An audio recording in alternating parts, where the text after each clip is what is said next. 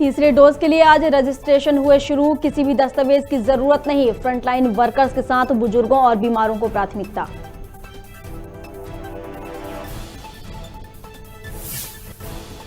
मध्य प्रदेश के भाजपा अध्यक्ष we D Sharma ने दिग्विजय सिंह पर किया पलटवार। कहा, दिग्विजय सिंह देश के सबसे बड़े जयचंद्र। दिग्गी के नए पीएम की सुरक्षा चूक पर भी दिया बयान।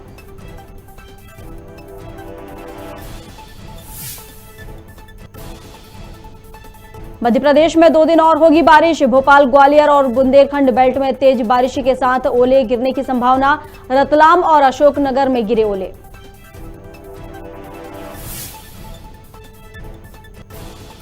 छत्तीसगढ़ और ओडिशा बॉर्डर पर पकड़ाया 15 लाख का गांजा। 300 किलो गांजे की हो रही थी तस्करी। 2 तस्करों को पुलिस ने किया गिरफ्तार।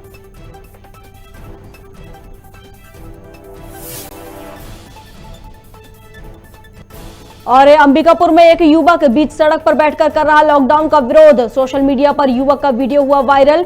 युवक के बारे में जुटाई जा रही जानकारी। लॉकडाउन का किया जा रहा विरोध। नमस्कार, खबर भारत देख रहे हैं आप। मैं हूं आपके साथ प्रियंका। चलिए बढ़ते हैं खबरों की ओर। प्रधानमंत्री की सुरक्षा को लेकर दिग्विजय सिंह के बयान पर बीजेपी के प्रदेश अध्यक्ष विष्णुदत्त शर्मा ने पलटवार किया है।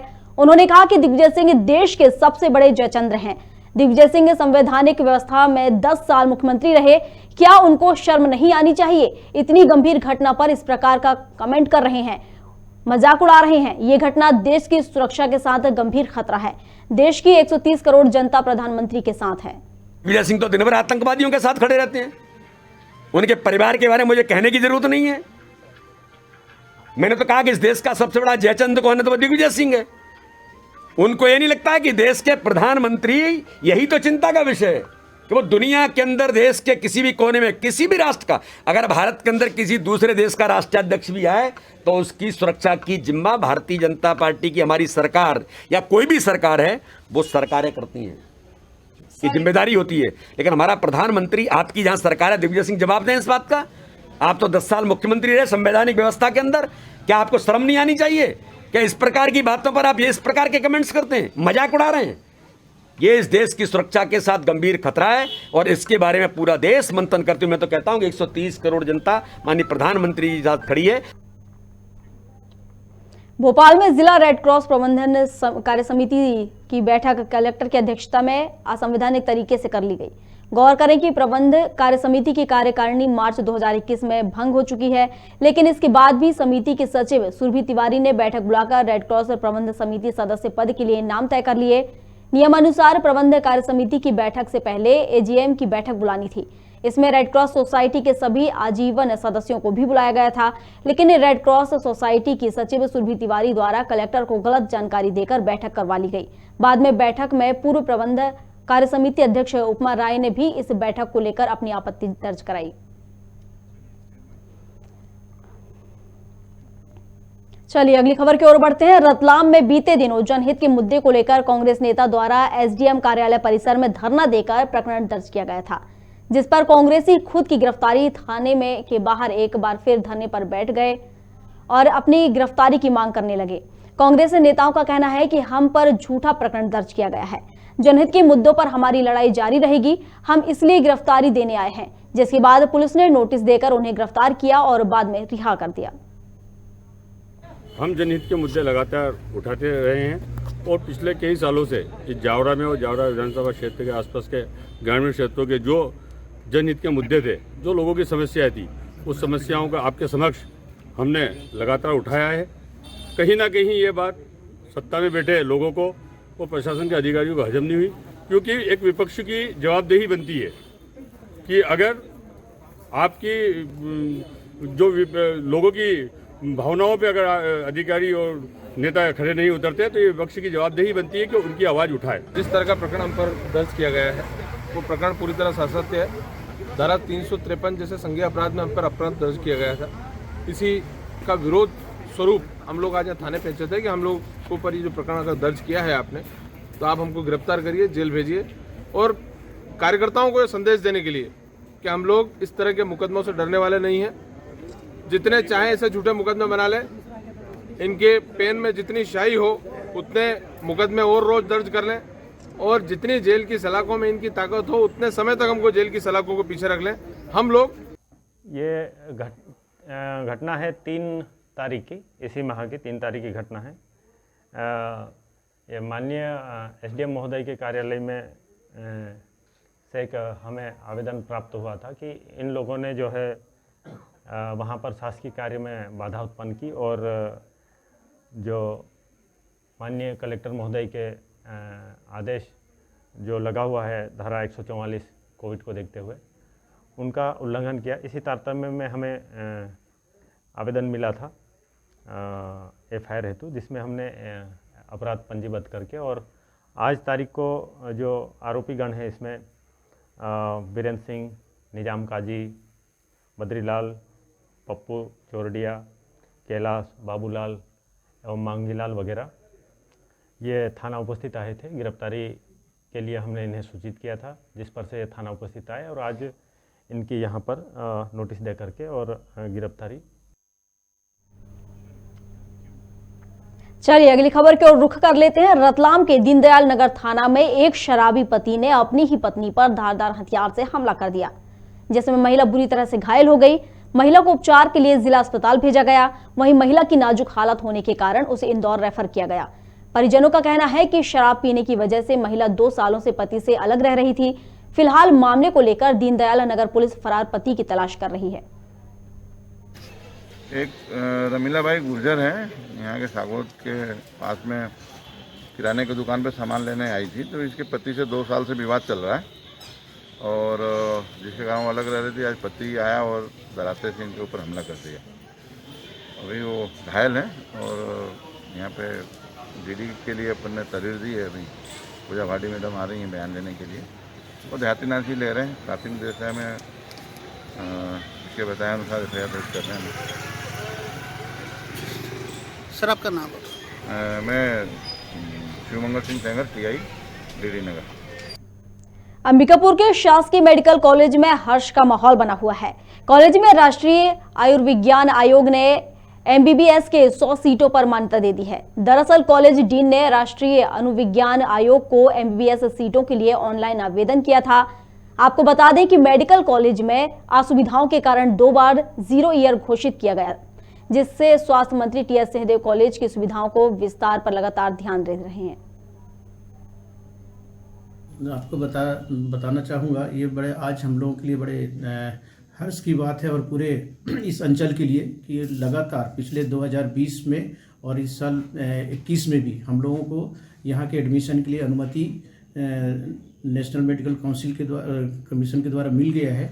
और इसके पूर्व जो 2016 में और 2018 में इसके पहले जो 2 बैच का मिला था और बीच में हम लोगों का 2017 और 2019 गैप हुआ था, 0 ईयर हुआ था। लेकिन अब लगातार पिछले 2020-21 और अब 21-22 के लिए भी हमको अनुमति मिल गई है 100 सीट्स के लिए, और जिसके लिए हम लगातार प्रयासरत हैं। हमारे पूरे प्रशासन, राज्य प्रशासन, हमारे माननीय मंत्री जी और हमारे अधिष्ठाता महोदय, ये लगातार इसके लिए हम लोग प्रयासरत थे और इसी का इंतज़ार था हमें कि जितनी जल्दी हो सके, चूँकि हमको पूर्ण उम्मीद थी कि हमें मिलेगा।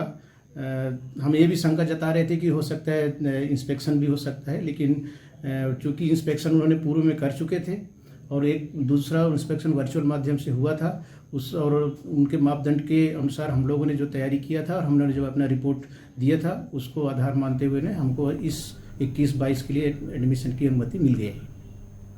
विदिशा के औद्योगिक क्षेत्र को शहर से बाहर ले जाने के लिए ग्राम बागरी में मुख्यमंत्री शिवराज सिंह चौहान द्वारा 84 हेक्टेयर के क्षेत्र में लगभग 30 करोड़ की लागत से औद्योगिक क्षेत्र की स्थापना कराई गई थी, लेकिन इस जमीन की कीमत ज्यादा होने के कारण उद्योगपतियों ने इसमें कोई खास रुचि नहीं दिखाई।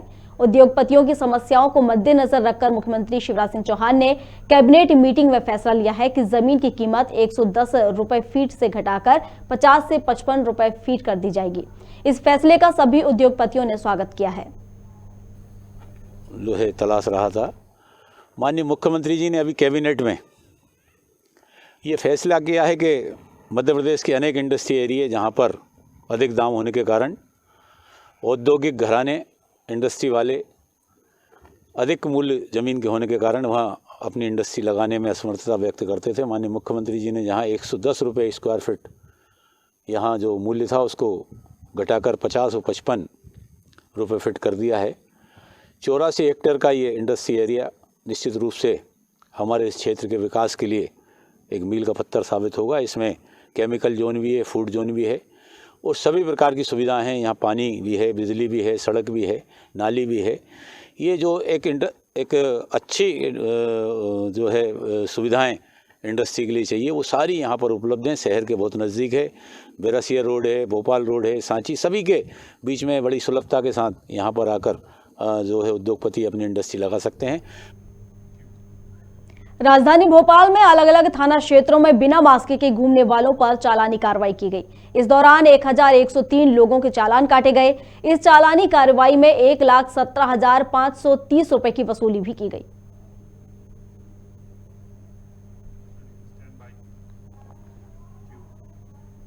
जनपद पंचायत पुष्पराजगढ़ के कालाढाड़ी गांव में 28 दिसंबर से 3 जनवरी के बीच गंदा पानी सेवन करने की वजह से 3 लोगों की मौत हो गई, तो वहीं सैकड़ों की संख्या में लोग बीमार पड़ रहे हैं, जिस पर अस्पताल प्रशासन द्वारा गांव में मेगा स्वास्थ्य शिविर के माध्यम से इलाज कार्य कराया जा रहा है। अब स्थिति काबू में होने की बात भी प्रशासन द्वारा कही जा रही है, लेकिन ग्रामीणों ने मौतों का जिम्मेदार जनप्रतिनिधियों और प्रशासन को बताते हुए उन पर FIR दर्ज करने की लिखित शिकायत थाना राजेंद्र ग्राम में की है। बैगा जनजाति समूह का मानना है कि उनके गांव का विकास नहीं हुआ है, जिसके जिम्मेदार जनप्रतिनिधि और प्रशासन है। हम FIR दर्ज कराने किनके ऊपर? हम सीधे जनप्रतिनिधि, सांसद, विधायक के ऊपर। क्या कारण है? कारण ये है कि हमसे वोट लेकर हमें झूठे वाद कर रहे हैं, क्योंकि शुद्ध जल पीने का नहीं, इस कारण से हम हमारे गांव में कालाढाड़ी गांव में 3 लोगों का मृत्यु हो चुकी है। सिंगरौली मंडल कार्य क्षेत्र के अंतर्गत समस्त नवनियुक्त मोर्चों के जिले के पदाधिकारी और मंडल अध्यक्षों का स्वागत, सम्मान और मिलन समारोह का आयोजन किया गया। इस मौके पर भाजपा जिला उपाध्यक्ष प्रवीण तिवारी ने कहा कि पार्टी के हर पदाधिकारी और कार्यकर्ता का कर्तव्य है कि ज्यादा से ज्यादा लोगों को अपनी पार्टी में जोड़ने का प्रयास करें। उन्होंने यह भी कहा कि जो नई कार्य समिति की घोषणा की गई है, उसके प्रत्येक पदाधिकारियों से उम्मीद है कि उनके द्वारा अच्छे कार्य किए जाएंगे। भारतीय जनता पार्टी मंडल सिंगरौली के अंतर्गत सभी मोर्चों के, चाहे जिले के पदाधिकारी हों चाहे मंडल के पदाधिकारी हों, क्योंकि यह मंडल मेरा गृह मंडल है, इस नाते जो नए युवा हमारे साथ हमारे परिवार में जुड़े हैं और दायित्व जिनको मिला है, ऐसे सभी लोग को यहाँ सम्मानित करते हुए और यहाँ के कुछ वरिष्ठों का सम्मान करते हुए हम लोग ने एक सहभोज का आयोजन किया। हम लोग ने साथ में लिट्टी चोखा का हम लोग ने साथ में बैठ के हम लोग खाए। ये सामान्यतः एक छोटा कार्यक्रम था, लेकिन मन से किया गया कार्यक्रम था।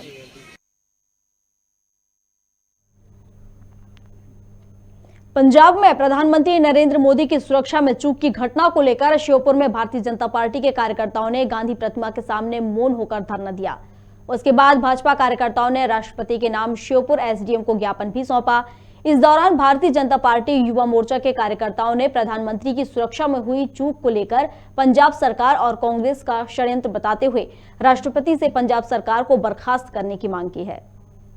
जानकारी है कि 5 तारीख को इस देश के यशस्वी प्रधानमंत्री जब पंजाब दौरे पर गए तो वहां की जो पंजाब सरकार ने SPG के जो सुरक्षा के ब्लू पुस्तिका होती है उसके मापदंड होते हैं, 12 ऐसे मापदंड है जिनका पंजाब की सरकार ने पालन नहीं किया। और हम सब इस कांग्रेस की सद्बुद्धि के लिए आज गांधी जी के समक्ष मौन धरने पर बैठे और इसके बाद हमने राज्यपाल महोदय को राष्ट्रपति जी के लिए एक ज्ञापन दिया है।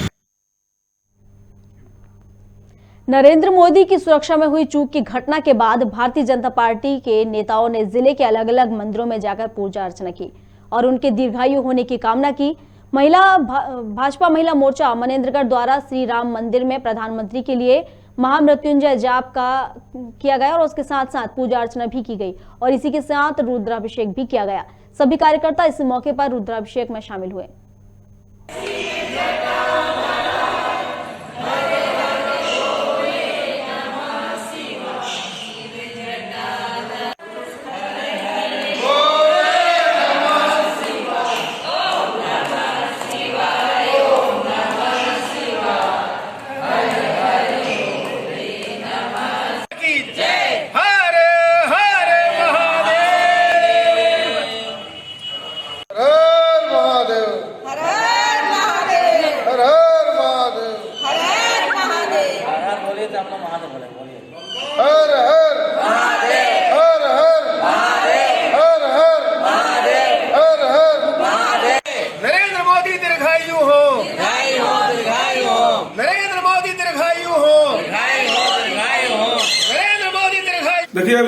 दिन पहले जो है हमारे जो देश के माननीय प्रधानमंत्री जी हैं, उनकी सुरक्षा पर जिस तरह से पंजाब में खिलवाड़ किया गया, जो षड्यंत्र किया गया, उससे प्रधानमंत्री की जान माल को नुकसान हो सकता था।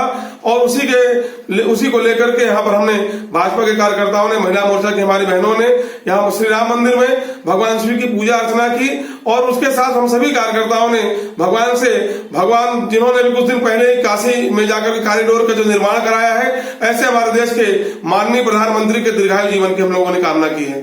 प्रधानमंत्री का एक सम्मान होता है, चाहे वो कोई भी पार्टी के हो, इस प्रकार की चूक क्या प्रदर्शित करती है? देखिए, बिल्कुल ये जो कई लोग इसे लापरवाही कह रहे हैं, लेकिन मेरा मानना है कि एक षड्यंत्र है। जब देश का प्रधानमंत्री अगर कहीं जा रहा है तो उसके लिए उस राज्य को सोचना चाहिए, चिंतन करना चाहिए। इसका बाकायदा सारे नियम कानून बने हुए हैं, लेकिन यहाँ राजनीतिक तरीके जिस तरह से हमारे देश के प्रधानमंत्री की सुरक्षा के साथ खिलवाड़ किया गया, गैर जिम्मेदाराना हरकत की गई, ये निंदनीय नहीं, दुर्भाग्यपूर्ण है और इस पूरे मामले की जांच होकर भी कार्रवाई की जानी चाहिए। चलिए अगली खबर की ओर बढ़ते हैं। प्रधानमंत्री नरेंद्र मोदी की लंबी उम्र की कामना को लेकर भाजपा के नेताओं और कार्यकर्ताओं ने रायपुर के महादेव घाट स्थित हटकेश्वर महादेव नाथ मंदिर में महामृत्युंजय जाप का आयोजन किया। भाजपा के नेताओं ने पंजाब में हुई प्रधानमंत्री की सुरक्षा में चूक की घटना को लेकर कांग्रेस और पंजाब सरकार को पर रोष जताया है। आयोजन में पूर्व मंत्री राजेश मूणत समेत बीजेपी के कई नेता मौजूद रहे।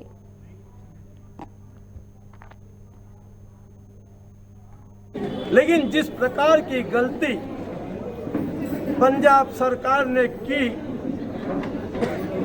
और उसका पूरा का पूरा विजन पूरे देश की जनता के सामने आया है, आज हम भारतीय जनता पार्टी के कार्यकर्ता लोग उनके दीर्घ आयु की कामना, भोलेनाथ का आशीर्वाद उन पर बना रहे और देश की सेवा में लगे रहे। इस संकल्प के लिए आज महामृत्युंजय जाप का आयोजन हम लोगों ने किया। उमरिया भाजपा जिला अध्यक्ष दिलीप पांडे के नेतृत्व में उमरिया नगर के हृदय स्थल गांधी चौक में गांधी जी की प्रतिमा के पास मौन धरना प्रदर्शन किया गया। इस दौरान भाजपा ने कहा कि जिस प्रकार से देश के प्रधानमंत्री के यातायात को बाधित कर उनकी सुरक्षा को प्रभावित किया गया, जो निश्चित ही किसी बड़ी दुर्घटना की आशंका को जन्म देता है। वहीं गांधी चौक में धरने के बाद सभी भाजपा कार्यकर्ता मौन धारण कर कलेक्ट्रेट परिसर पहुंचे, जहां उन्होंने राज्यपाल के नाम कलेक्टर को ज्ञापन सौंपा।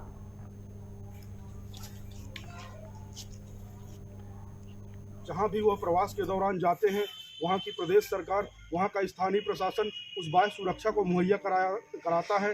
लेकिन पंजाब प्रदेश कांग्रेस सरकार की कुत्सित मानसिकता के कारण माननीय प्रधानमंत्री महोदय के साथ जिस प्रकार का व्यवहार किया गया वह काफ़ी निंदनीय है और भारतीय जनता पार्टी जिला उमरिया इसकी तीक्ष्ण भर्त्सना करती है। निश्चित ही यह करोड़ों करोड़ हिंदुस्तानियों के दिलों का अपमान है, उनकी भावनाओं के साथ खिलवाड़ है।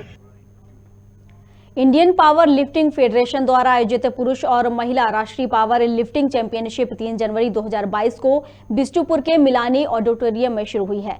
गौरतलब है कि छत्तीसगढ़ के 50 खिलाड़ियों ने भी इस राष्ट्रीय पावर लिफ्टिंग चैंपियनशिप में छत्तीसगढ़ का प्रतिनिधित्व किया और स्वर्ण, रजत, कांस्य पदक के साथ स्ट्रांग मैन एवं स्ट्रांग वुमेन की ट्रॉफी भी अपने नाम की। जिला कोरिया चिरमिरी की निवासी 51 वर्षीय छत्तीसगढ़ स्ट्रांग वुमेन रह चुकी हैं, जो कि संजीदा खातून ने 2005 किलोमीटर वजन उठाकर इस राष्ट्रीय प्रतियोगिता में न केवल 72 किलो वर्ग में स्वर्ण पदक जीता, बल्कि भारत की स्ट्रांग वुमेन मास्टर 2 की ट्रॉफी भी अपने नाम की।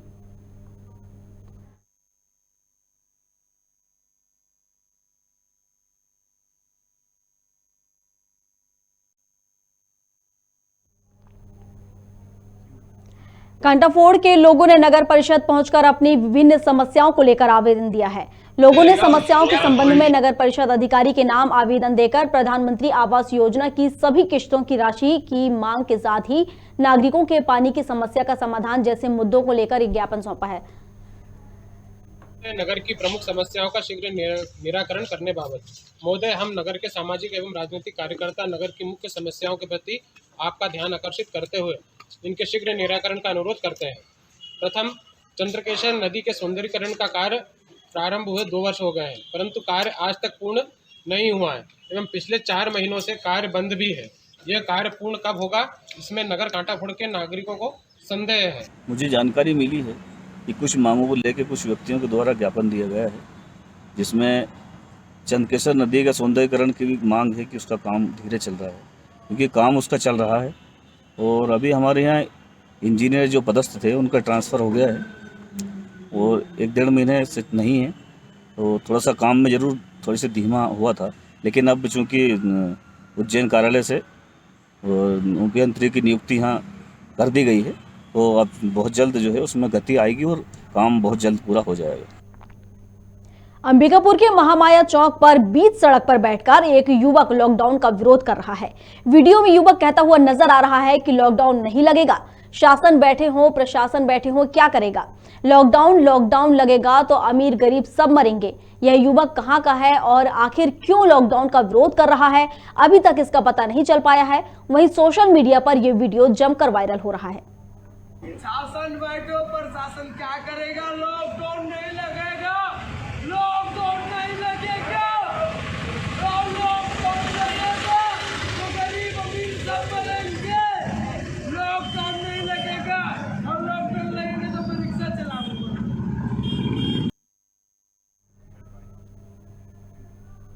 खबर भारत में खबरों का सिलसिला लगातार जारी है। अधिक अपडेट्स के लिए आप बने रहिए हमारे साथ और देखते रहिए खबर भारत। नमस्कार।